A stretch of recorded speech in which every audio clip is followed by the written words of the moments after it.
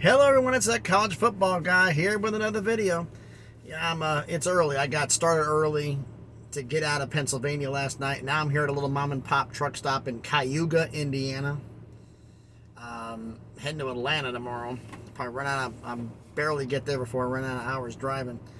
But I started thinking about all the coaches they got there. You know, Herm Edwards just got fired recently and Scott Frost got fired. So I was wondering who's on the hot seat. And everybody's thinking, oh, there's the obvious ones. Well, the obvious ones, because college football is a what have you done for me lately sport. I mean, what have you done for me lately? Now, there is an exception, I think, to this rule, and I call it the fact is the we don't want you here rule. And what I kind of did for a video was like, I wanted to check out which schools right now were either 1-2 and 0-3 out of the Power 5 so far.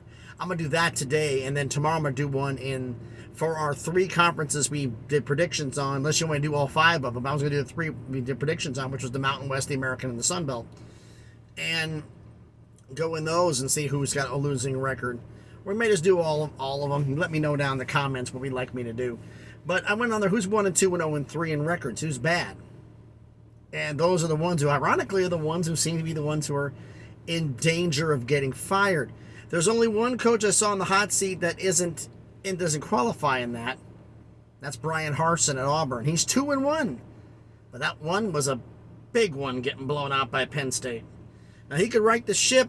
I mean, he has an 8-8 career record at Auburn. He's 6-7 last year, 2-1 so far this year. But I decided to go through this, all the Power 5, see all the coaches who are on the hot seat in the Power 5. And I think those are losing records. And you see their career records at the universities in question, you realize, well, yeah, they are on the hot seat. Start with the ACC. Boston College. 3 schools in the ACC, I should say, are 1-2. Boston College, first one. That's Jeff Haffley, who has a 13-13 career record at Boston College. He had a 6-5 first season, 6-6 last season, 1-2 now.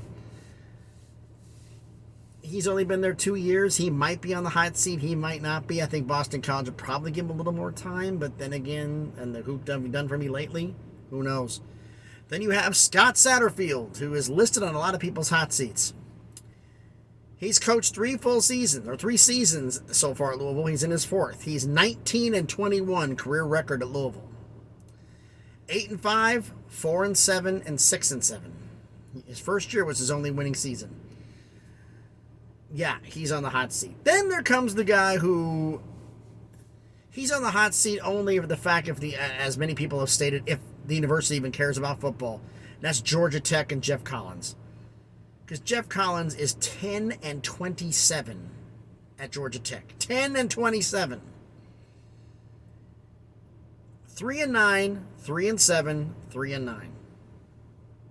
Yikes.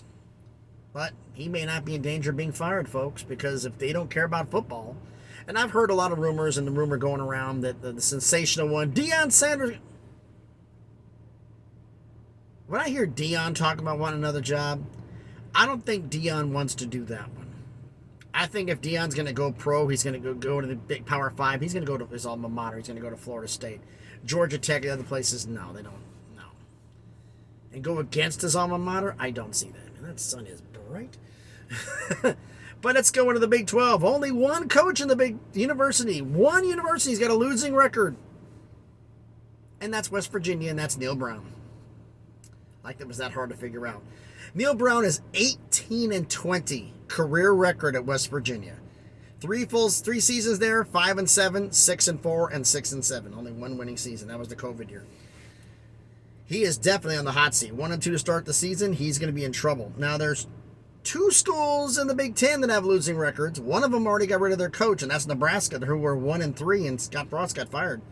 The other one is Purdue, who's 1-2. I wasn't sold on Purdue this year. My record, everybody had them winning 9 games. I think I had them like 6 or 7 wins. I have to go back and check. But I wasn't that sold on. I had a funny feeling it was going to be, having watched, I just didn't have a good feeling about it. Jeff Brom's career record at Purdue is 29-31 as of this week. 5 seasons at Purdue.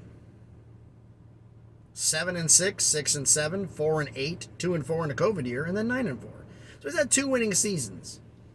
9 wins being the most everybody thought he's turned the corner.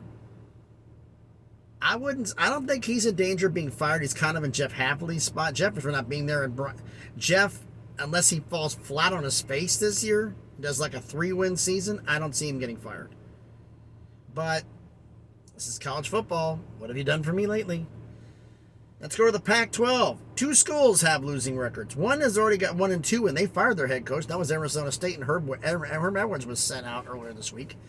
The other one is the only school in the Power 5 who's winless. That's Colorado, is 0-3, and that's Karl Dorell. Karl Dorell's career record is 8-13 at Colorado. 4-2 in the COVID year, 4-8 last year. He's 0-3 now. He doesn't get at least 5 wins this year. I think there's a strong chance he gets fired.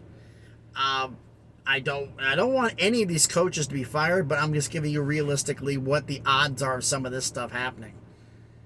Because it's that way.